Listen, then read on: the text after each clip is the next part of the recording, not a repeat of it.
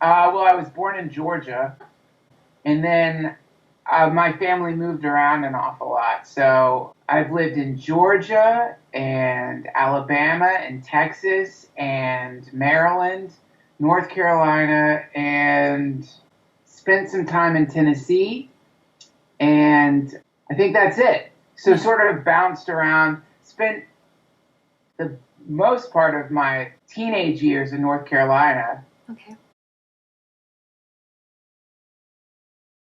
Well, yes. I mean, definitely in North Carolina, growing up around nature and seasons. Not that there's not nature in LA. LA is beautiful and I love it. But I think that there's something amazing about being able to very quickly remove yourself from the town that you're in and vanish into a forest. There's something about a forest. It's just a wonderful place for kids to have access to. I mean, Los Angeles is surrounded by, you can go to forests, it's just not quite as easy. And I understand why they do it in Los Angeles, but there's something so dark about having designated fire areas, like this. And whereas in North Carolina, you could go down a trail, the Appalachian Trail's there. So you could just go down a trail and just keep walking and start a fire and camp wherever you want. The moment that there's this sense of having to get a license, the moment there's authority in the forest, it diminishes the potency of that experience. So I think that's a really good thing. And it's also, there's no better place in the world to do psychedelic of the woods. It's funny. I was just writing about the woods, and because I kind of wanted to talk to you a little later about the depression, and because I did like some of the things you had to say about that. And I was thinking, the first thing that comes to my mind that has always helped me is going into the woods and kind of staring at the trees, and even, I guess I would say just staring at branches. It's kind of like a mandala, Yes. You can get lost in it and just kind of, zone out and forget your thoughts. And so I do understand that forest connection. Yeah, I wish I had memorized this, but I've been reading Walden, and there's this amazing passage talking about the healing energy that's present in the earth and how it's such a fertile, life-giving entity that we're all a part of. And it's a tuning fork. And it's also there's something incredibly rebellious about the earth. Like, I think when the tsunamis hit and the earthquakes come and the tornadoes come, I think in most people, and maybe it's subconscious for some people, but in most people, there's a tiny sense of thank God humans don't control everything. Yeah, I can see that.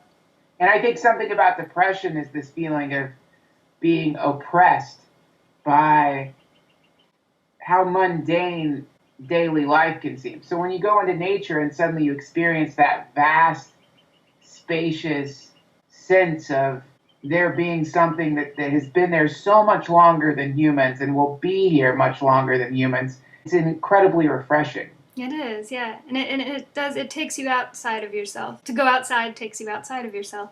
We tend to do a lot more now inside, of course, on the computer, being too much in that kind of a zone where we're also constantly relating ourselves to others, constantly in this envious cycle of, oh, they're doing something, and oh, they took these pictures, and oh, they're having a nice holiday somewhere, and what am I doing? And, oh, this person already has 5 albums out. This person's already done this, Yeah. And you get stuck in that rut of constant envy and comparison. And I think that's something we need to pull the plug on and be like, okay, get back to yourself and get out of this cycle of comparing. And not only social media, but also in regular media, TV shows and commercials that are centered around, you need this to be beautiful. You need this to be complete. There's a lot coming at people right now. And I think that, the best thing to do is to get away from that, unplug yourself from it, go out to nature. I've been reading Jack Kornfield a bunch, and one of the first questions they ask you when you become a Buddhist monk in this certain sect of Buddhism is, where are you in your body? Find yourself in your body. Where are you in there? Are you your hand? Are you your thoughts? Are you your heart? Are you the physical form? And it's this, it's something that as you're meditating, you sort of contemplate, like, okay, well, where am I in here after all? And then the more you do that, the more you begin to realize, like, I can't find myself. I don't seem to be in here. And that begins this kind of lifelong or many lifetimes process of waking up to what your true identity is, which isn't this fixation on the self, which inevitably results in the comparisons. And the comparisons only happen if you're convinced that you're an individual. And so when you go into nature, there's this message, which is, this is what you are. You're a part of this. This is the real party that's going on. And the trees and the air and the earth, they're all reconfigurations of other things that were once alive. That's an amazing thing to think about.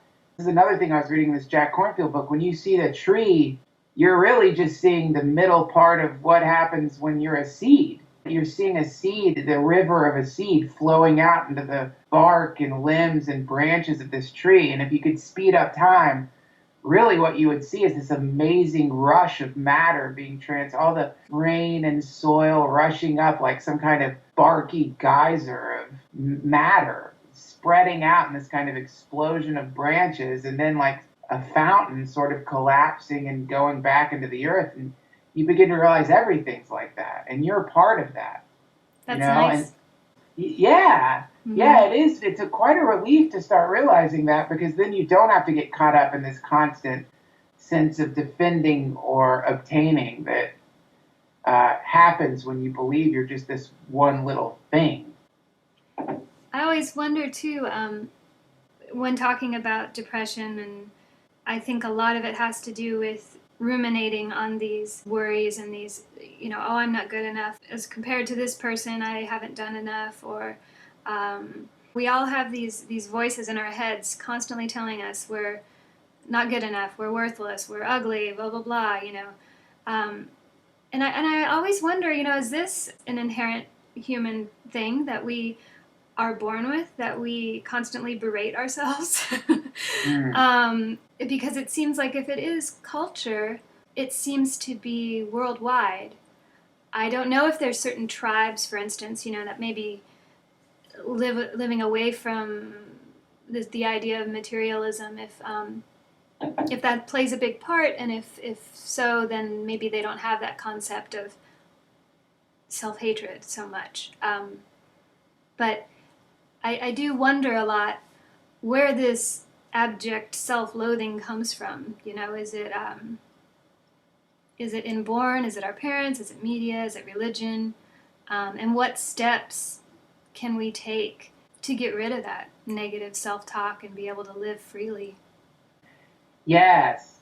Well, that's part of what the mind does. That's a funny thing about the mind, because the mind will notice a thing. For example, the mind will become aware of the fact that it's in this absurd predicament of disliking itself. But then the mind is sort of like, is this culture? Where does this come from? Where did it start? Is it society? Is it capitalism? Is it some kind of conditioning that always keep us running on a treadmill? Is it in our genes? Are we feeling the force of evolution pushing us in the direction of progress? Is it part of progress?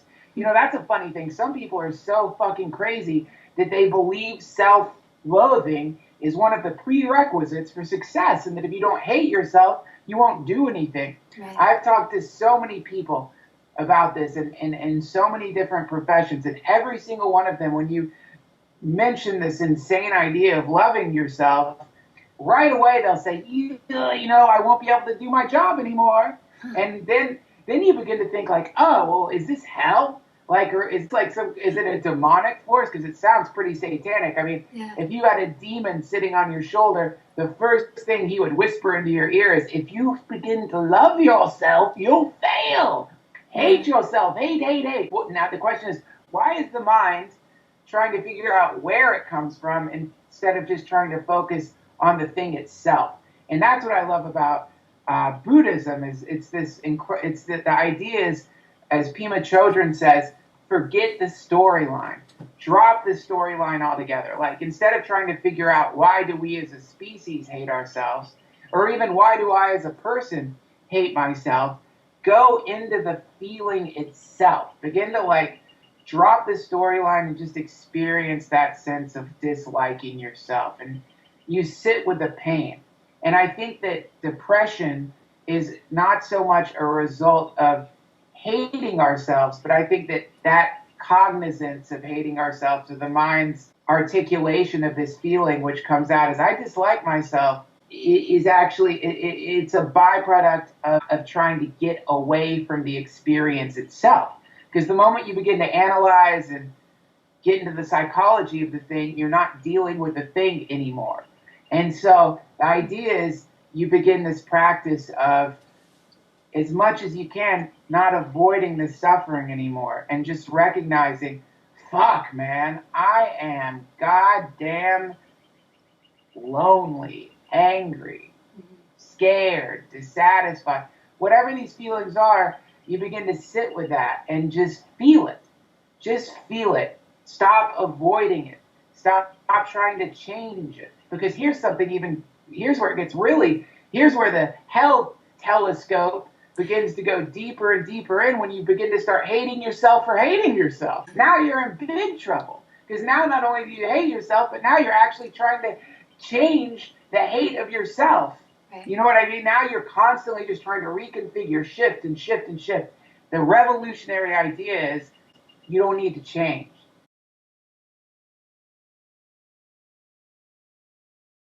Everyone's like, change my life. You do this and your life will change. Exercise, eat right, meditate, whatever the fucking thing is. The crazy, infuriating thing that drives the mind fucking nuts is that you're fine right now. Hating yourself, not hating yourself, loving yourself, not loving yourself. This is the crest of the wave of time, of which you're a tiny little fleshy pixel. And your mind, as the mind tends to do, has somehow decided that it's going to take this little minute acreage of the universe and begin to make judgments over the fucking thing. You don't look at a wave and see it hit the beach and think, look at that fucking stupid wave.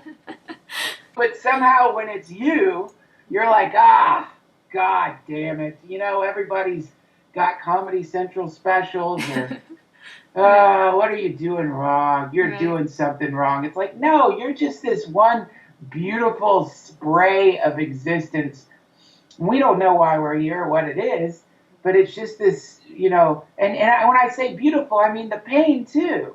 And just start playing around with that. Like, you know, like last night I was on stage and there was a guy I don't even know what he was doing. Like some guy at the club just took his camera and had it next to the stage. He wasn't filming me. He was setting up for something else. And it was so disruptive. And I got so mad and started just yelling at him. I was really letting him have it, man. And like, I got off stage. I was so pissed.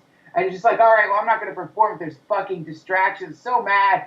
And then my mind is like, what's wrong with you? Look at you, angry. What's wrong with you? Oh, you fraud. Talking about all this Buddhism and bullshit. And look at you just screaming at someone on stage. That'll probably end up on the internet. And everyone will see what a fucking fraud you are. This angry. That's the mind. Right. The truth is, that's how I am. That's how I felt. Right. That's what happened. That was a thing that happened in a moment. And the idea is, instead of always trying to reconfigure or change that, you begin to surrender to, okay, this is just how I am right now. It really is, when you start playing around with it, it really does start thwarting a lot of you'll notice that this is, and I won't go on with this rant much longer, but this is why in Buddhism they say that life is suffering. This is the first noble truth of Buddhism. And the second noble truth of Buddhism is the cause of suffering is attachment. Now that's called dukkha, and there's a lot of different interpretations of what that means, but I like to think of it as that moment when you realize, when you're in a fight with your significant other, or when you're in a deep state of anger, or when you're, whatever the thing is, you'll really notice, like, you're really enjoying it. And then you begin to realize, like, oh shit, I don't really want to let go of this. I don't want to let go to spaciousness. I don't want to really open up right now. I'm kind of enjoying this state of being a honey badger tearing through existence in varying states of anger or depression or whatever. And that's a tough thing to realize. You know, it's like you want to pretend that the world has been stabbing you over and over again. And then you realize it's you with the dagger in your hand. And then you realize I like stabbing myself. You know, and that's a very funny place to get to. You know, that's a very funny place to get to. And that's what I think that's what a spiritual practice is. It's again and again going back to the truth of where you are right now. Because for your whole life, starting with your parents, the world has been telling you to be different. And then you sort of absorb that into your mind. And now there's a part of your mind that's constantly cattle prodding the other part of you, trying to push you in the imaginary direction of some perfected self. I've struggled with depression for my entire life. Me too. And I guess this is the first time I began to finally just deal with the fact, like, okay, I'm fucking depressed. Like, because a lot of times when people get depressed, they want to pretend they're not depressed, you know, and ignore it. And it's like, it's a cool thing to like finally just, it's a cool thing to be like, God damn it, I'm completely numb. I'm like the fucking polar ice caps. I'm a frozen lake. Can't feel anything. Keep thinking about suicide. Not really enjoying this existence at all. So I'm going to deal with this, you know. So I went to a psychiatrist, and the psychiatrist prescribed Zoloft to me. And I couldn't come anymore. I couldn't have orgasms. Yeah. Which is kind of awesome in a weird way because you can have sex forever. Yeah. But it's also not great at all because it can confuse your girlfriend into thinking that there's something wrong with her. Yeah. You know. So I stayed on that for some time and told my psychiatrist, well, I can't have an orgasm anymore. And then she gave me some other thing. And basically what ended up happening was, this is when I was in college, in the summers, I'd work at a summer camp. Mm-hmm. And just like what you were saying, that summer, I ended up going on this long camping trip with a bunch of kids deep, deep into the forests, North Carolina, like way out there. Falcons circling in the sky and just cliff faces. I don't know where the fuck I was, but somewhere over the course of that thing that you were saying that happens in nature began to happen to me. And the depression lifted, and I stopped taking the pills, and I've never taken antidepressants since then. I'm not an antidepressant person. Mm-hmm. I know some people are. I think that I have noticed enough of this sort of like the waveform of depression to understand that when I'm feeling depressed, there's so many things that I can do to remedy the situation. And I know that now. So I know that if I start exercising, cleaning, if I stop doing drugs and drinking, and if I spend more time with friends, and if I begin to write and become productive and ignore the compulsion of my mind to retreat into my bed, then the depression inevitably lifts. Mm-hmm. So I've found those techniques to be quite helpful. But for people who are really buried deep beneath the avalanche and you feel like you're in the bottom of some building that collapsed after a terrible earthquake and you're under rubble and you don't think anyone's going to come and rescue you, well, you do what you need to do to get the fuck out of there. And if that means taking antidepressants, take those motherfuckers. You know? Mm-hmm. Do whatever you need to do. Right. And these people who are against that, you know, I love Jonathan Richman. Mm-hmm. And there's one of his songs about suffering that I really like, but he says, you know, if you don't feel, the Prozac wins. And I think that's a very convenient fucking thing to say. But it's like, God damn it, if you break your fucking arm, I don't care what techniques you use mentally, you've got a broken goddamn arm. Go to the doctor. Yeah. And your brain's a biocomputer. If your fucking computer crashes, you get your computer fixed. Your brain is a meaty little computer. I'm not saying get on it. I'm saying don't negate any solution. Mm-hmm. No, I agree. I did the same thing with Zoloft, actually, because I was always trying to do things naturally through diet and exercise and being creative and getting myself out of that suicidal mindset. And it wasn't always there, but when it does come, it's really hard to just not take the shotgun to the woods. That what's interesting is that compulsion to suicide is actually a compulsion to awakening. You want to wake up. It's weird how like we're kind of animals. Like you take something that can fly and you put it in a closed-in space, it'll bounce against the window until it dies. It'll try to get out. It knows it can fly. It wants to get out. It wants to get out. And that compulsion to suicide is this deeper part of ourselves that's aware of the fact that our true identity, what we really are, is so free. And so the idea is if I destroy my physical body, then I will experience that freedom again. Mm-hmm. And so suicide itself, the impulse, I think, is a misdirected impulse. It's a call to begin to take up a spiritual path. And because interestingly enough, the process of meditation and the process of awakening, as they call it, is a form of suicide in the sense that you are dissolving the little you or the little identity and awakening to your true self. Is that and when they say awakening, if you hear that for the first time, you might think, oh yeah, awakening, that sounds good. Awakening is good. Sounds okay.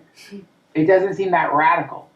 But if you've ever had a dream where some terrible thing is happening, and then you wake up from the dream and you're laying in bed and you're safe, and you have this sudden, just elated, euphoric feeling of like, holy shit! Oh my God, I'm not getting chased by crocodiles, or I'm not going to jail for 19 years, or I didn't just murder my family, or whatever happened in your dream. You're a new being altogether. That thing that was in the dream is gone. It'll never come back. It's completely gone. So in Buddhism, when they say awakening, that's what they mean is possible right now in this life. That level of psychic shift, that level of shift in consciousness is so profound that everything that you were before seems like a dream. And so that's a form of suicide. Suicide, it's a form of rebirth too, Suicide is such a dire term. So in the same way that addicts and junkies actually just have within them the exact same ambition that makes people billionaires, it's only that their fixation is on getting the drug that they need. This impulse to suicide is also a mystical impulse that's been directed towards something which I think, unfortunately, doesn't even work. I think you could kill yourself, but you're entertaining the delicious idea that there's nothing on the other side. Mm-hmm. And that's a big gamble. It's the impulse to suicide is actually a healthy, weirdly, it's a misdirected healthy impulse. And the impulse to drink or to get high all the time is a misdirected healthy impulse. It's just the solution that you're finding, it over time, it can't sustain itself. It started, just a variety of different things kind of led me to it. And then I fell in love with the simplicity of it. I love a lot of different religions. I love Christianity. I love Bhakti yoga. And I love Buddhism. And I don't think that you have to just practice one or the other. Right. I think they all are containers that people use, like symbolic containers people use to sort of hold a very special kind of energy. You want simplicity, when you're dealing with anything. There's a great Buddhist story about a king who's walking in the forest and an arrow hits him in the arm or in the back or something. And he has all his servants with him and the royal doctor is there and he comes and he says, I'm going to take this arrow out now. And the man says, no. Send the servants out into the forest to make sure that there aren't other people who can shoot us with more arrows. Find out who shot this arrow and then deal with taking it out. So the servants go and they bring back a hunter, and the hunter had accidentally shot the king, and he's so sorry. He's like, Your Highness, I'm sorry. The royal physician says, let me take the arrow out. And the king says, no, no, no, no, no. Find out what this wood is made of. What if there is poison in the wood? What if I'm poisoned now? And find out the feathers that were used in the... Anyway, the whole point is the mind will trick you into saying, do this and do this and do this and do this and do this and do this and do this and this. Take the fucking arrow out, man. Right. It's simple. And so I think you can get caught up in a lot of the complexities of the various religious systems to the point where you're not dealing with this basic thing, which is that you are suffering, you are lonely, you are sad, you are scared, you are grieving, whatever it is that comes from existing in this dimension. Deal with that first. Just deal with that and call it whatever you want. If you want to call it Zoroastrianism, call it Zoroastrianism. It just happens that a lot of people have decided to call this particular method Buddhism. I think it's really helpful. I've only slightly read it. I haven't really dove into it. But just some of the things you're mentioning sounds super helpful. So, I mean, yeah. I got my mind blown when I had Jack Kornfield on my podcast because I had just gone through a breakup and during the breakup, as the relationship was falling apart, I'd been chanting mantras, chanting, doing all these systematic kind of things that involved, really like, kind of a mystical process of chanting, going by the river and praying. And Jack Kornfield said, well, you were just trying to avoid your grief. And it was so cool. It just cut through the bullshit. Yeah. It's like, yeah, exactly, man. You're exactly right. I didn't want to deal with the fact that I had to accept another relationship in my life was collapsing. And that's sad. Sure. Chant till you're fucking blue in the face, but it's not going to help until you deal with how you really feel. I was attacked by elves when I was on a lot of mushrooms once. With DMT and psychedelic experiences, people can have these same experiences. See the elves, see little people coming at you, and they're mischievous and yes. And this is worldwide. People who haven't spoken with each other all have this same trip. Absolutely. Isn't it funny though? Again, that's another thing. Like, you can ponder all you want. Are there angels? Are there entities? Are there demons in us? Is it a projection of ourselves? Is it like what Carl Jung says? Is it like some piece of our consciousness that we couldn't accept that's broken off and gone into the subconscious and has gained its own little bit of personality that existed outside of our awareness? Who the fuck knows? Yeah. But they're definitely there. Never tried it, but I've smoked DMT, which is what is in ayahuasca. How did it feel? What happened? It was amazing. It was just amazing. This is a very strange thing to say. I know I probably don't seem like a skeptical person, but I think when something happens, you just have to admit it happened. I had this for years and years and years, this sort of on and off pain in my chest. And I'd gone to the doctor about it, and it was so bad. And when I smoked DMT, these tubes, I don't know how else to put it, the tiny, tiny little pulsating tubes of light came out of nowhere, sort of attached themselves to that place where the pain had been. Felt like love was pumping into me. There's this sense of like, you just have to accept love. You have to accept love. That's the hardest thing to do, by the way. And ever since then, that is gone. Wow. So what the fuck is that?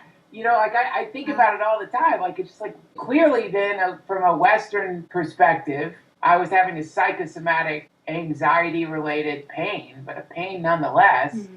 And by some kind of adjustment that happened with this massive amount of this chemical flowing through my brain, it went away. And the way that the experience manifested itself was in the form of these glowing tubes of light, which, by the way, I talked to this person who goes to South America to drink ayahuasca, and he said, oh, they call those the little doctors. When I was talking with the woman who was doing Santo Daime, she was saying that a lot of people who go there are alcoholics or, were really depressed, have anger issues and all this. And after doing it, a lot of addictions lifted. I think even Graham Hancock was talking about that, right? Where he used to smoke cannabis all the time, he said, and then it lifted after that experience. And I think, that's basically what she was saying as well. And I can see that. I mean, they even were doing tests on that with LSD in the 50s with alcoholics. And it did work sometimes, if it can be in the right setting with someone who's trying to heal you and help you. Yeah, I don't think anything's off limits. And I have heard miraculous stories, especially with Ibogaine for treating opiate addiction and LSD for alcoholism. Yeah, I think that there is definitely some medicinal properties to these psychedelics if they're used in the right way, for sure. It's anything that you do, it moves you out of being a victim and in the direction of trying to heal yourself is going to have such a profound impact on your depression. Because you're just, so much of being depressed is being a victim. And anytime you start taking steps to be in control, God damn it, just, whatever it is, it's amazing the impact that it can have, It's amazing. But it's like, God damn it, if you want to be depressed, I'll tell you how to be depressed. Drink every night, get high every day, sleep late, play video games or watch TV all the time, spend as much time as you possibly can not getting good at anything. Just don't practice anything. Don't do anything. But make sure that you're drinking every fucking night. Oh, and don't exercise. Yeah. Definitely don't exercise. If you want to be depressed, don't go outside. Stay away from people as much as possible. And the people that you do hang out with, make sure that they're equally depressed and alcoholics. Right. That's how you can stay nice and sick for as long as you want. But I love it because that's the curious thing when you begin to realize, I'm the one building this prison. Every single time I go and get drunk, I'm just adding another bar to the fucking prison. I'm the one doing it. And it's so good to realize that, because when you realize you're the one doing it, then you know that you have some control. Because you're the one doing it. You haven't been kidnapped by wizards and put in the top of a black tower, even though the depression would like you to believe that. Mm-hmm. You haven't been taken up there by witches and where you're in this hopeless state where you're constantly being given some dark brew that makes you tired and listless and unfocused. No, you're the one drinking the dark brew. You're the one who took yourself up into that prison. And guess what? You're the one who's calling the fucking witches every time you call your supposed friends and decide to go out at night, get fucking hammered, and complain about how miserable existence is. And that's why when you take a psychedelic, again and again and again, the psychedelic will manifest in the sense of an intuition, which is, when are you going to love yourself? We're just trying to give you a hug.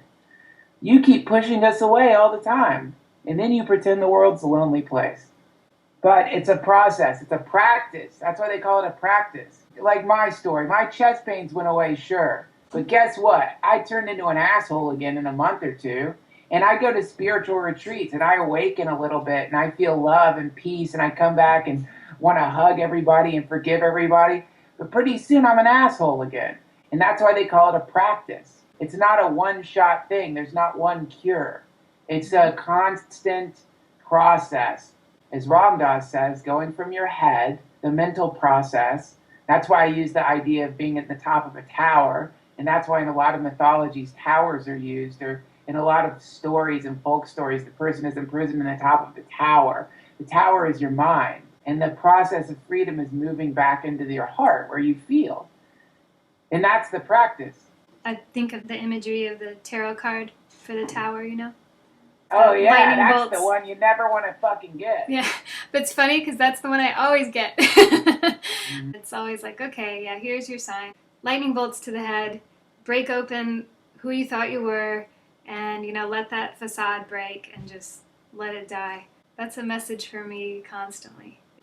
Yeah, it's a message for everybody. We got to get out of our heads. Imagine if wherever you live, suddenly you found a little trap door that led to underground, spacious, beautiful, palatial estate. Fuck underground. Somehow it's a door that leads to like an entirely different universe where everything's brand new again and things are beautiful, just like when you were a kid. And that is real. You know, that does wait for you, and it waits for everybody, and it's right there. And you're in it. You are it.